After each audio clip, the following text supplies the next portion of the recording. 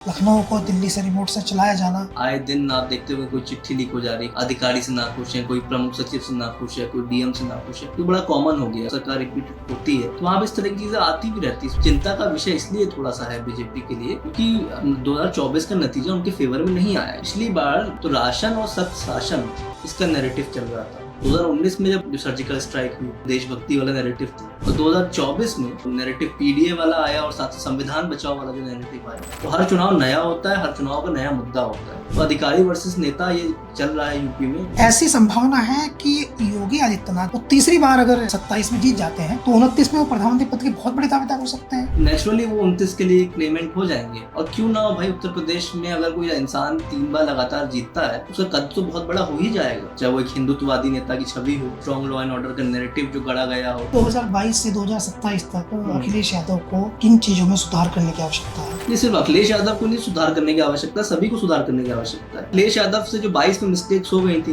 अब उनको 27 में इम्प्रूव करनी पड़ेगी। 22 में अलायंस में नहीं थे वो, 27 में अलायंस में है। राहुल, प्रियंका और अखिलेश यादव अगर ये लोग मिलकर लड़ेंगे चुनाव तो और कोऑर्डिनेशन से लड़ेंगे तो 27 का चुनाव इनके लिए बेहतर होगा। बीजेपी को भी सुधार करने की आवश्यकता है। बीजेपी अगर इस तरह से जो नैरेटिव एक गढ़ा जाता है, अभी जो 400 पार के बाद जो नैरेटिव आया कि संविधान बचाओ, तो बीजेपी के लिए नुकसान कर गया। शासन और राशन का जो उनका नैरेटिव था वो 27 के लिए अब इन्हें नया नैरेटिव लाना पड़ेगा। नैरेटिव 22 में डन एंड डस्टेड हो गया। अब 27 में आपको और मजबूती से या कुछ और नया नारे के साथ, स्लोगन के साथ बीजेपी को आना पड़ेगा। राम मंदिर के कार्यक्रम के बाद से कि बीजेपी के लिए चीजें जो है वो थोड़ा सा आसान हो जाएंगी। फिर वो एक नैरेटिव बना कि राजपूत नाराज हैं। फिर ये अलायंस जो हो गया, अलायंस की खास बात ये रही कि अखिलेश यादव और राहुल गांधी ने बहुत साइलेंटली अपना जो है कैंपेन स्टार्ट की। 24 में 9% से ऊपर वोट है और बसपा के लिए मुझे लगता है कि अलायंस में जाना जरूरी है किसी न किसी। अकेले चीजें उनके लिए भी आसान नहीं। नमस्कार, मैं आसिफ मोहम्मद कैफ हूँ और आप लोग जो हैं वो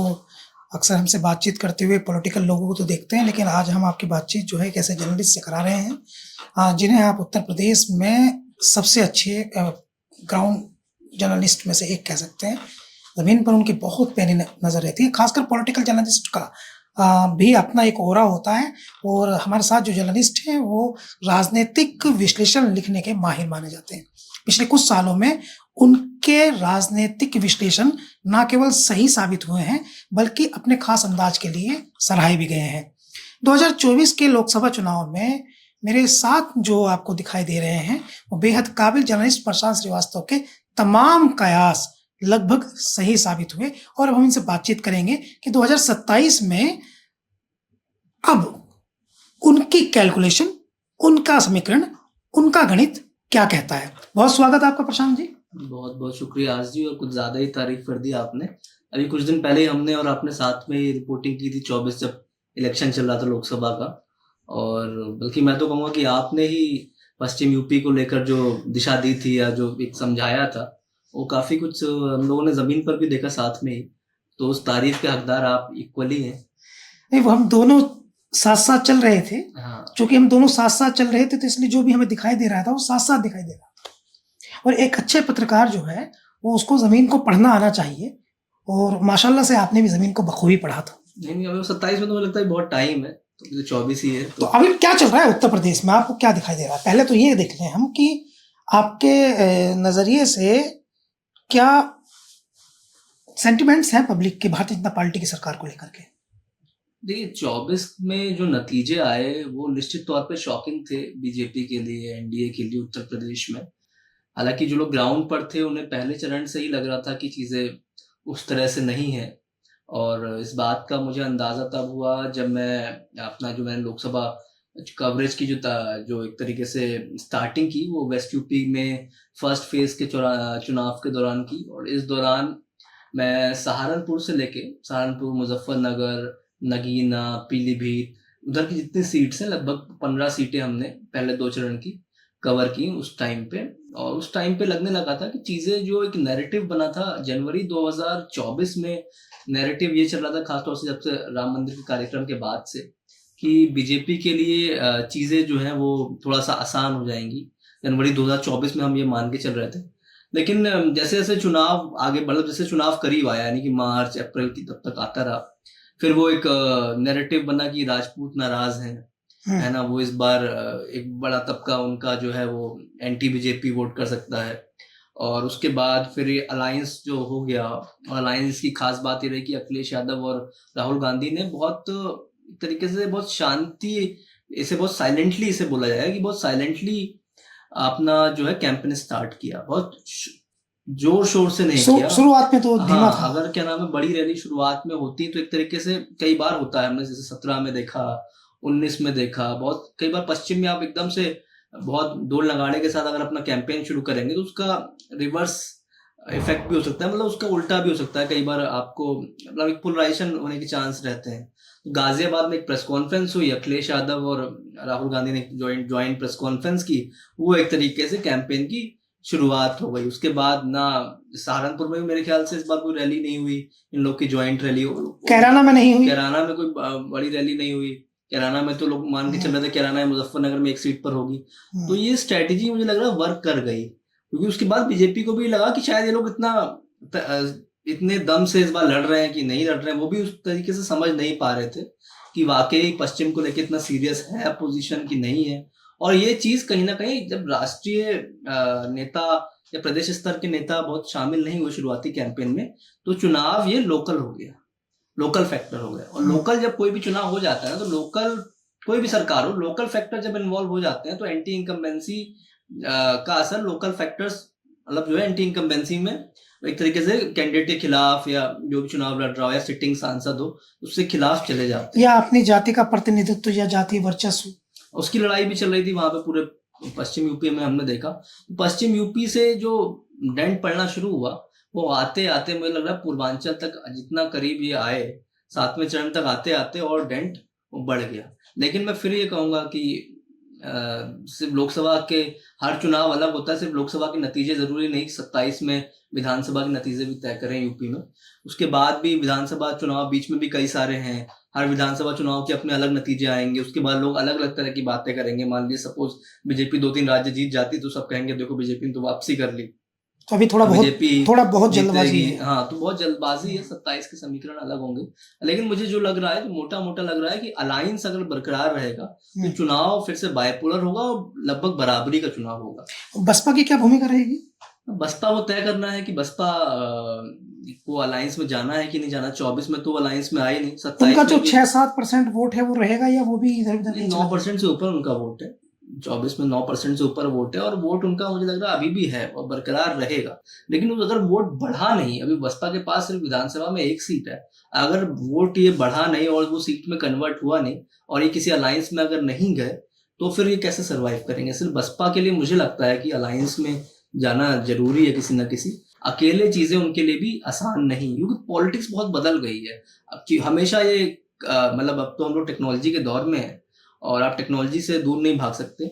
लेकिन हर टेक्नोलॉजी, चाहे हम लोग का सेलफोन हो चाहे लैपटॉप हो, एक अपडेट करने का एक सॉफ्टवेयर उसमें आता है, सॉफ्टवेयर को अपडेट करने का एक उसमें फीचर आता है या एक नोटिफिकेशन आता है। तो वैसे हर पॉलिटिकल पार्टी को भी समय के अनुसार अपने आप को अपडेट करना चाहिए। समाजवादी पार्टी ने भी अपडेट किया। पहले जमाने में जब राजीव गांधी, जब लोग बताते हैं उस दौर में तो हम पैदा भी नहीं होते, लोग कहते हैं जब वो कंप्यूटर ला रहे थे तो उस समय कोई भी दूसरी पॉलिटिकल पार्टी राजीव गांधी की इस फैसले के साथ शायद नहीं खड़ी थी ना। बाकी फिर सभी पार्टियां खुद को अपडेट करती हैं, पार्टियां बाद में लैपटॉप बांटने लगी, अब क्या नाम है उसके बाद फोन बांटने लगी। सब टेक्नोलॉजी कोई दूर नहीं कर सकता। तो बड़ी आपने महत्वपूर्ण बात कही। एक नेता उस समय जो विरोध करते थे उन्हीं के बेटे जो हैं वो मतलब टेक्नोलॉजी में अपडेट होकर लैपटॉप बांट लेते हैं। क्या नाम है अपने आप को अपडेट करती है ना। पहले जो लोग बहुत इंग्लिश के पक्षधर नहीं रहे होंगे उस दौर में, वो अपने बच्चों को अंग्रेजी मीडियम में पढ़ा रहे हैं ना, समय की मांग है ना।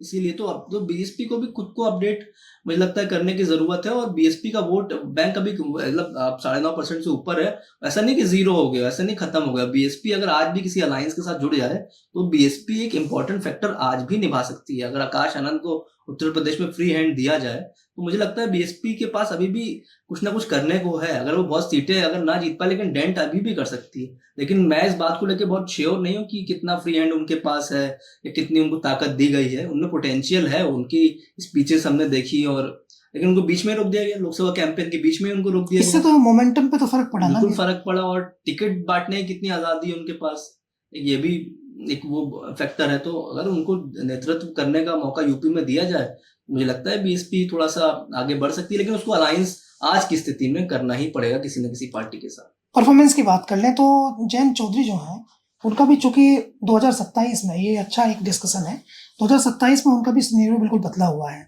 2022 का जो उनका चुनाव था वो समाजवादी पार्टी के साथ चुनाव था, 8 विधायक उनकी जीते थे, बाद में एक बाई इलेक्शन में जीत गया। इस बार का जो चुनाव है वो भारतीय जनता पार्टी के साथ मिलकर लड़ेंगे संभावित। तो पहले उनको जितनी सीटें मिली थी तो इस तरह की चर्चा है कि इस बार उनको उनसे कम मिलेंगी। नहीं, देखिए उस वक्त 2022 में क्योंकि अलायंस उनका था समाजवादी पार्टी के साथ, समाजवादी पार्टी का संगठन मजबूत है, लेकिन एक परसेप्शन ये बनाया जाता है कि मुरादाबाद के आगे समाजवादी पार्टी का संगठन उतना मजबूत नहीं माना जाता जितना पूर्वांचल में है। मतलब इधर नोएडा, गाजियाबाद, बागपत, इस क्षेत्र में उतना मजबूत नहीं माना जाता है जितना उनका पूर्वांचल में। तो ऐसे में जयंत चौधरी के साथ अलायंस था, तो इस बेल्ट में मुजफ्फरनगर, बागपत, शामली, गाजियाबाद, नोएडा, इस तरह के क्षेत्र में भाई जयंत चौधरी को मेरे ख्याल से 45 सीटों की शायद उनकी डिमांड थी और 32-33 सीटों पे उनको चुनाव लड़ने को मिल गया था। तो वो बीजेपी के साथ संभव नहीं है। बीजेपी के पश्चिम में ठीक ठाक मतलब अभी भी पकड़ है, और इधर खासतौर से एनसीआर से जो भी क्षेत्र यहाँ पास में पड़ते हैं। क्या अनुमान कहता है आपका, जैसे आप जयंत जी के भी को भी आपने काफी लंबे समय से कवर किया? मैंने कवर किया, और हम लोगों ने तो उस टाइम पे जयंत जी को कवर किया, शायद उस टाइम बहुत सारे मीडिया हाउसेस या उसमें आरएडी खबरें नहीं दिखती थी, हम उस समय भी जयंत चौधरी को लिख रहे थे। भारतीय जनता पार्टी इनको रखेगी अलायंस में रहे तो संभावित तौर पर इनको कितनी सीटों पर लड़ा सकती है? मुझे नहीं लगता 33 सीटें या 32 सीटें उस तरह से मिलेंगी। 15 संख्या होगी, 15 से 20 सीटें हो सकता है कि वो तो खैर नेगोशिएशन पे डिपेंड करता है, बट मुझे नहीं लगता 20 सीटों से नहीं। नेगोशिएशन की स्थिति में जयंत आजकल दिखते नहीं है ना, मुझे लगता नहीं कि वो नेगोशिएट करेंगे। सब कुछ तो ठीक है, उनके लिए अच्छा हो रहा है। उनके संजीव बालियान जो उनके कंपटीशन बन रहे थे, उनको अपने कार्यकर्ताओं के लिए नेगोशिएट करना ही पड़ेगा, वरना कोई क्यों रुकना चाहेगा पार्टी के साथ अगर वो नेगोशिएट नहीं करेंगे। लेकिन बीजेपी से नेगोशिएट करना टफ है in comparison to Akhilesh Yadav से नेगोशिएट करना, क्योंकि अखिलेश यादव संबंधों के आधार पर बहुत सारी सीटें छोड़ देते हैं। बीजेपी में तो प्रैक्टिकल बात करूं, अगर आप प्रैक्टिकल सीट को देने के हकदार हो, बीजेपी तभी देगी। और पहले उस समय जयंत चौधरी की भी स्थिति दूसरी थी, उन्हें अपनी पार्टी को खड़ा करना था, एक तरीके से रिवाइवल मोड में थे। अब वो खुद मंत्री हो गए हैं, है ना, तो अब वो आज की तारीख में मुझे नहीं लगता कि बीजेपी 32-33 सीटें देने जा रही है। नेता तो वो होते हैं ना जो अपने कार्यकर्ताओं की परवाह करे, तो देखना तो ये होगा कि वो अपने कार्यकर्ताओं की कितनी परवाह करते हैं। मुझे उम्मीद है कि वो करेंगे, लेकिन बात है कि इतनी सीटें बीजेपी 33 देगी कि नहीं देगी, इसका मुझे चांस कम लग रहा है। 15, 16, 20 ऐसे ही। हाँ, आपका जो चूंकि आप लखनऊ से जो सेंटर है, उत्तर प्रदेश का कैपिटल है, वहां से आप पूरा उत्तर प्रदेश देखते हैं, अवध, पूर्वांचल, मध्यांचल, पश्चिम उत्तर प्रदेश, सब पर आपका ठीक ठाक नजर रहती है। तो ये बता दीजिए, चंद्रशेखर आजाद की 2027 के चुनाव में हाल फिलहाल आपका ऑब्जर्वेशन क्या कहता है, इनकी क्या भूमिका रहने वाली है? चंद्रशेखर ने जिस तरीके से उन्होंने 2024 का चुनाव जीता, बहुत सारे लोग शॉक्ड रह गए उनके इस विक्ट्री पर। हालांकि हम लोग जब नगीना गए थे तो हमने इस चीज को नोटिस किया था कि वहां पर चंद्रशेखर ही मैदान में मजबूती से चुनाव लड़ रहे थे। नंबर 3, नंबर 4 वहां पर उस तरह से नहीं था। तो एक तरीके से जनता में एक सेंटीमेंट था कि चंद्रशेखर ही बीजेपी के मुकाबले वहां लड़ रहे हैं। वहां समाजवादी पार्टी को बीएसपी इस बात का मैसेज देने में कामयाब नहीं हो पाई कि वो भी फाइट में है, इसलिए चंद्रशेखर का चुनाव, वहां पे जनता उनको चुनाव लड़ा रही थी। मैंने अपने आंखों से देखा, महिलाएं जिस तरह से उनके सपोर्ट में वहां पर प्रचार कर रही थी, मैंने खुद देखा चंद्रशेखर को ठीक ठाक सपोर्ट वहां पर जनता द्वारा मिला, और इसीलिए वो नगीना से जीते। लेकिन अब 27 की रहा और 24 से आप कंपेयर नहीं कर सकते। 27 में अगर सीट्स की बात करें तो अलायंस में मुझे लगता है उनको भी जाना पड़ेगा, हालांकि मुझे इसके चांस कम लग रहे हैं। किसके साथ अलायंस में जाना पड़ेगा? मैं कह रहा हूँ इसके चांस मुझे कम लग रहे हैं। किसके साथ जाना पड़ेगा? मेरी बात तो सुनिए, मेरा कहने का मतलब ये है कि वो इंडिया अलायंस के लिए एक एसेट साबित हो सकता है अगर इंडिया अलायंस उनको अकोमोडेट कर ले, लेकिन इसकी होने की संभावनाएं कम है। मैं दोनों फैक्टर रखता हूँ उसमें, दोनों चीजें। क्यों कम है? कम इसलिए कि चंद्रशेखर कम से कम 50 सीटें मांगेंगे, या हो सकता है इससे ज्यादा सीटें मांगे, और इंडिया अलायंस मुझे नहीं लगता आज की स्थिति में उनको 50 सीटें समाजवादी पार्टी अपने कोटे से दे पाएगी, क्योंकि समाजवादी पार्टी को 70-80 सीटें कांग्रेस को भी देनी है ना, जितनी भी दे, 50 दे, 40 दे, 70 दे, कांग्रेस तो खैर 100 से नीचे नहीं मांगेगी, लेकिन 50-60 सीटें तो समाजवादी पार्टी को कांग्रेस को भी देनी है। अब वो 50-60 सीटें ही चंद्रशेखर को भी दे दे तो ऐसे कैसे हो पाएगा? इतना आसान नहीं ना। वो अपने कैंडिडेट्स कितने लड़ाएगी? क्या वो अपने कैंडिडेट 300 से कम लड़ाएगी? मुझे नहीं लगता। मुझे लगता है समाजवादी पार्टी कम से कम 325 कैंडिडेट अपने 325 प्लस ही लड़ाएगी। उससे नीचे समाजवादी पार्टी समझौता क्यों करेगी जब उसके इतने सांसद जीत के आ चुके हैं? तो बात यहीं पे गड़बड़ होगी और फिर अलायंस नहीं होगा। और वो तीसरा मोर्चा अगर कुछ हो जाए, जैसे अभी पीडीएम वाला चल रहा है, ये अपना दल कम्युनिवादी ओवैसी और आ जाए साथ में, हाँ ओवैसी, चंद्रशेखर आ जाए, चंद्रशेखर, पट्टभी पटेल। हाँ। लेकिन वो ये कॉम्बिनेशन लेकिन जो है ना, बहुत जब ये कॉम्बिनेशन वोट तो काट देता है, बायपोलर लेकिन इलेक्शन होगा तो इनकी क्या ही भूमिका हाँ फिर। फिर सीट में कन्वर्ट होने में आसान नहीं दिख सकता। लेकिन मैं अभी भी मान रहा हूँ, अगर समाजवादी पार्टी को सरकार बनानी है तो इस नेगोशिएशन टॉक्स पे मुझे लगता है उन्हें चंद्रशेखर के साथ एक बार बैठ के देख लेना चाहिए। और वो भले ही अब जो बीच का रास्ता निकले, वो एक एसेट साबित हो सकते हैं पश्चिम यूपी में। हालांकि उसके बावजूद पूर्वांचल में जो है, खासतौर से मध्य यूपी में, कांग्रेस और सपा के जो गठबंधन है उसको भी दलित वोट मिला था इस बार। प्रशांत, हम देख रहे हैं कि उत्तर प्रदेश में इस तरह की बातचीत रोज आती है मीडिया में कि deputy CM Keshav Prasad Maurya, deputy CM Brajesh Pathak, और दिल्ली से लखनऊ को चलाए जाने के बाद, कभी कभी नेतृत्व मुख्यमंत्री बदलने के बाद, कभी कभी ये कहना कि केंद्र के लोगों में और उत्तर प्रदेश के लोगों में बन नहीं रही, यहाँ के अधिकारियों को वहां जाना, लखनऊ को दिल्ली से रिमोट से चलाया जाना। तो इस तरह की बात उत्तर प्रदेश में है, ये सिर्फ हवाई है? अधिकारी वर्सेस नेता उत्तर प्रदेश में पिछले 6-7 साल से लगातार, खासतौर से पिछले 4-5 साल से, पोस्ट कोविड मैं कहूँ इसको, ज्यादा ये चल रहा है। और कोविड के दौर से शुरुआत हो गई थी इस चीज की। और अगर और पहले जाएं तो आपको याद होगा, एक बार विधानसभा में 100 से अधिक विधायक धरने पे बैठ गए थे। हाँ। वहां से एक्चुअली इस पूरे घटनाक्रम की शुरुआत हुई थी। ये जो आपने बात कही ना कि अधिकारी वर्सेस नेता का जो नैरेटिव यहाँ चल रहा है, ये तो मतलब हेडलाइंस में ही है और ये तो सब कैमरे के सामने ही है। आए दिन आप देखते होंगे कोई चिट्ठी लीक हो जा रही है। करीब 9 या 10 मंत्री ऐसे हैं जिनकी चिट्ठी लीक हो चुकी है और वो अधिकारी से नाखुश हैं, कोई प्रमुख सचिव से नाखुश है, कोई डीएम से नाखुश है। तो बड़ा कॉमन हो गया है। और जहाँ सरकार होती है और सरकार रिपीट होती है तो वहाँ पे इस तरह की चीज़ें आती भी रहती है। इसमें मतलब कोई, मैं इसको बहुत शॉकिंग चीज़ नहीं मान रहा हूँ, ये अब होता ही रहता है। ये और भी जगह पे और प्रदेशों में भी होता होगा। लेकिन ये चिंता का विषय इसलिए थोड़ा सा है बीजेपी के लिए, क्योंकि 2024 का नतीजा उनके फेवर में नहीं आया। यही नतीजा अगर फेवर में आ गया होता, उत्तर प्रदेश की मैं बात कर रहा हूँ, तो ये चीज़ें नेग्लिजिबल हो जाती, कोई इतना ध्यान भी नहीं देता। लेकिन अब उनके पास कोर्स करेक्शन करने का एक टाइम है। और अभी अगर इन 2-2.5 सालों में वो अपना कोर्स करेक्शन कर लेते हैं तो 27 में निश्चित तौर पे क्या नाम है, वो एक मजबूती के साथ चुनाव लड़ते हुए दिख सकते हैं। क्योंकि उनका संगठन कहीं से कमजोर नहीं है, संगठन तो उनका मजबूत है। बूथ स्तर तक आपको कार्यकर्ता एक्टिविटीज ये सब तो बीजेपी की होती हुई दिख जाएंगी, है ना। तो मेन चीज है नैरेटिव की। पिछली बार भाई 22 में हम जब ग्राउंड पर थे तो राशन और सत्य शासन इसका नैरेटिव चल रहा था, ठीक है। 2022 की बात मैं कर रहा हूँ। 2019 में जब ग्राउंड पर था मैं, तब नैरेटिव चल रहा था कि जो सर्जिकल स्ट्राइक हुई एक तरीके देशभक्ति वाला नैरेटिव था। और 2024 में ये जो नैरेटिव पीडीए वाला आया और साथ ही संविधान बचाओ वाला जो नैरेटिव आया, खासतौर से संविधान बचाने के लिए चुनाव है, 400 नहीं लाने देना है, तो ये नैरेटिव रहा। राशन की बात 24 में मुझे इतने लोग करते हुए नहीं दिखे जितने 22 में दिख रहे थे। तो हर चुनाव नया होता है, हर चुनाव का नया मुद्दा होता है।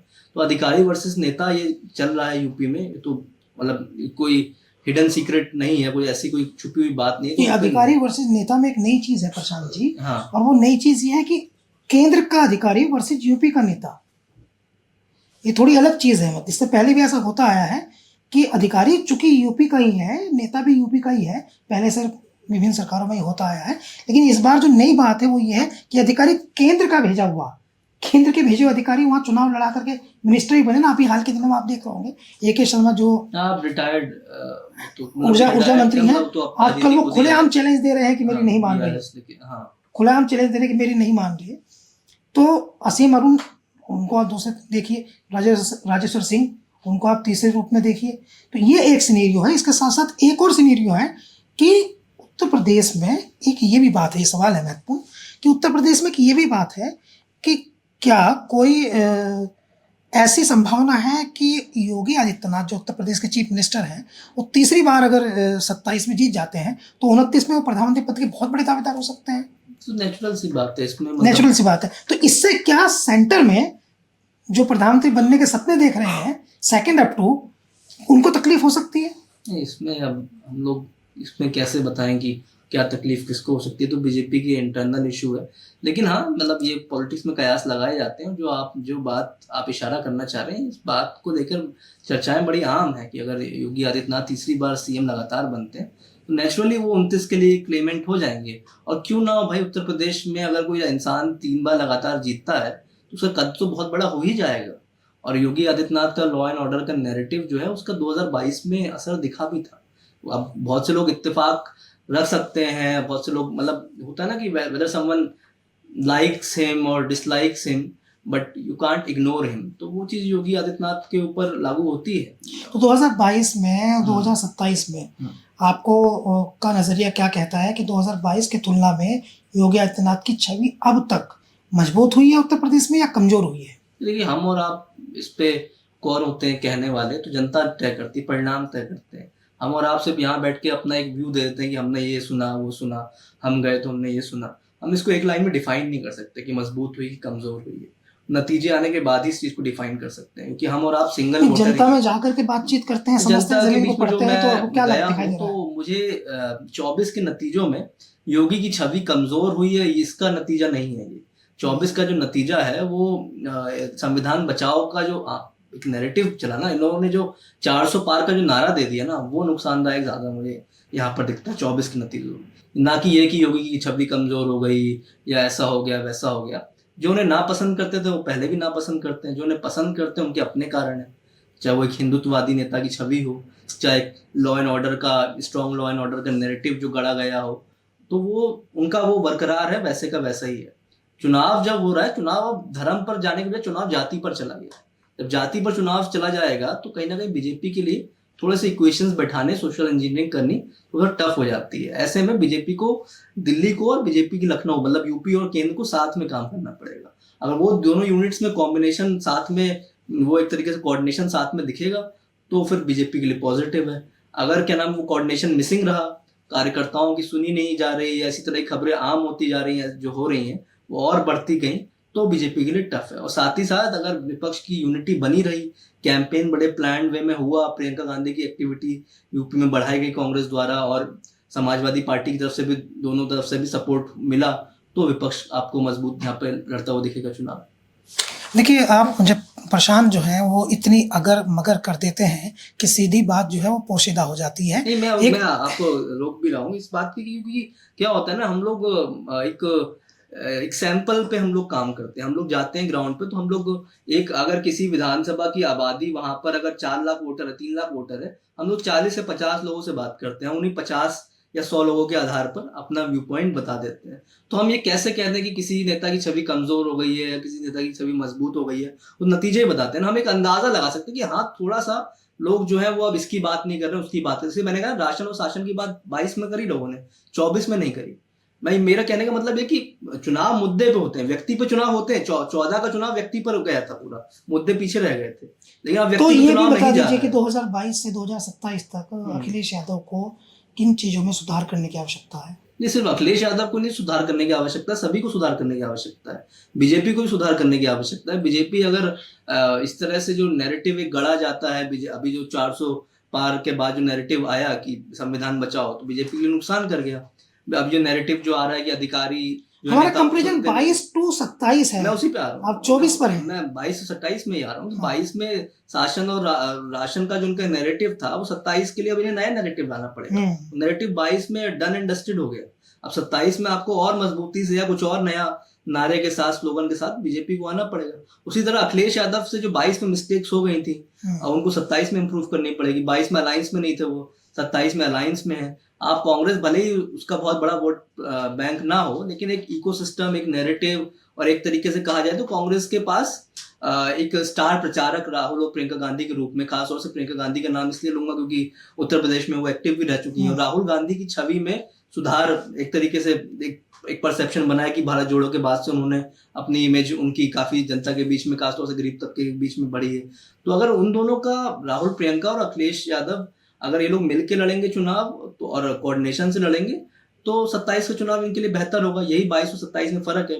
बाकी रही बात जो आपने कहा कि अखिलेश यादव को क्या सीखना चाहिए, तो हम लोग कोई नहीं होते उनको बताने वाले क्या सीखना चाहिए क्या नहीं। बस जो चीज मैंने नोटिस की है वो ये 22 में जो एक गलती मैंने उनके वर्कर्स में भी कुछ जिलों में देखी, और स्टेटमेंट्स भी ऐसे सुने कि हमारी सरकार आ जाएगी तो हम ये कर देंगे, ट्रांसफर नहीं होने देंगे, इस तरह की चीजें। तो इस तरह के नैरेटिव से या इस तरह के ओवर कॉन्फिडेंस से बचना चाहिए। ये कई बार होता है समाजवादी पार्टी को नुकसान कर जाता है। उसमें ये होता है कि बहुत सारा जो फ्लोटिंग वोटर होता है, जो कि किसी का सगा नहीं है, वो ये सोचता है कि यार ये अभी से दावा कर रहे सरकार आ जाएगी तो देख लेंगे, तो फिर बाद में क्या होगा। इसलिए फिर बीजेपी वहां पर टेक ओवर कर लेती है, ये कह के कि भाई देखो ये अभी से ऐसी धमकियां दे रहे हैं, अगर बाद में आ जाएंगे तो क्या हाल करेंगे। तो फिर वो वोट जो है वो बीजेपी की ओर मुड़ जाता है। तो वहां पर ओवर कॉन्फिडेंस से उन्हें बचना चाहिए, ताकि कोई भी ऐसा नैरेटिव ना बना पाए।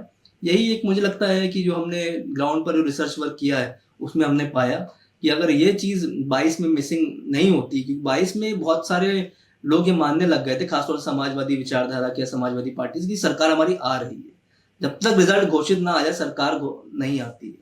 बहुत से लोग ये मान रहे थे जब राम मंदिर का कार्यक्रम हुआ कि बीजेपी इस बार 350 प्लस तो लाएगी लाएगी। यूपी में हमारे आपकी बिरादरी के तमाम लोग, मतलब पत्रकार बिरादरी के तमाम साथी, हमसे वरिष्ठ, हम तो खैर बहुत जूनियर हैं अभी, तो वो लोग कहते हैं 70 प्लस जा रहा है यूपी में बीजेपी, 65 प्लस जा रहा है, 65 नीचे तो मान ही नहीं रहे, आपको लेकिन नतीजा नहीं, हम और भी होंगे 2-3, लेकिन 65 से नीचे कोई नहीं मान रहा था कि बीजेपी जा रही है ना। तो ऐसा नहीं होता है, हम लोग इसे भी एक अंदाजा लगा सकते हैं, तय जनता को ही करना है ना। तो सुधार की जरूरत अखिलेश यादव यानी कि समाजवादी पार्टी को भी कई चीजों की है और बीजेपी को भी कई चीजों की है, और अलायंस बीजेपी को भी अपने छोटे दलों को साथ में लेके चलना है। छोटे दल कहने को छोटे होते हैं, लेकिन वो छोटे नहीं होते, नेगोशिएशन पावर, उनकी बार्गेनिंग पावर बहुत बड़ी होती है ना। उनके अपने लोकल फैक्टर्स होते हैं, उनके पास अपना एक कार्डर होता है, अपने पास एक 2-3 सबकी अलग अलग जाति है, उसका कम्युनिटीज का सपोर्ट होता है। वैसे समाजवादी पार्टी का जो सहयोगी दल कांग्रेस, उसको साथ में लेकर चलना है, तो वो दोनों को कोऑर्डिनेट करने की जरूरत है। इंप्रूवमेंट की गुंजाइश दोनों तरफ है, बीजेपी की तरफ भी और समाजवादी की तरफ भी। इसीलिए चुनाव मुझे 27 का भी बराबरी का ही लग रहा है। मैं ये नहीं कहूंगा, अभी से प्रेडिक्ट नहीं करूंगा कि सरकार इसकी बनने जा रही है उसकी बनने जा रही है, ऐसा अभी नहीं है। लेकिन ये कि 24 ने एक संदेश दिया है बीजेपी को भी कि आप ये कोर्स करेक्शन कर लीजिए, वरना 27 में थोड़ा सा मुश्किल हो सकता है। प्रशांत जो है वो काफ़ी ग्राउंडेड बातचीत करते हैं, और अभी उनकी बातचीत में भी आपको कई तरह से ये बात दिखाई दी होगी, समझ में भी आई होगी। और अगर ये कह रहे हैं कि 2027 का चुनाव अभी बराबरी पर दिखता है, तो इसकी कोई पुख्ता वजह हो सकती है। हमसे हमारी बात सुनने के लिए आपका धन्यवाद। नमस्कार।